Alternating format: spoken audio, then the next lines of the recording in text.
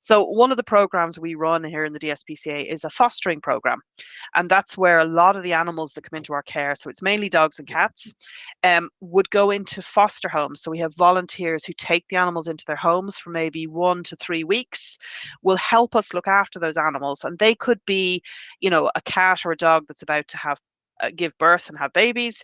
It could be a very old animal that needs a little bit of extra love and care that it, not saying it couldn't get it in the shelter, but they need to be in a home environment. It could be a very young animal that needs some hand rearing because it's lost its mother. And we often encourage people to foster an animal before they consider actually adopting.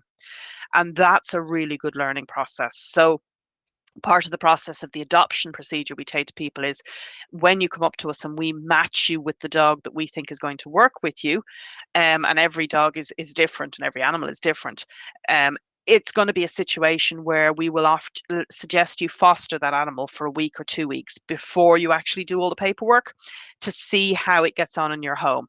And we would always encourage people to foster an animal if they're unsure, because let's face it, bringing an animal into your home isn't just as simple as feeding and cleaning up after it. It's the getting up at 6 o'clock on a Sunday morning to let it out because it's whining to go to the toilet because you forgot to, you know, feed it earlier in the night or something like that. So there is a learning process involved, and that's what we try to do. So we're very supportive in our adoption.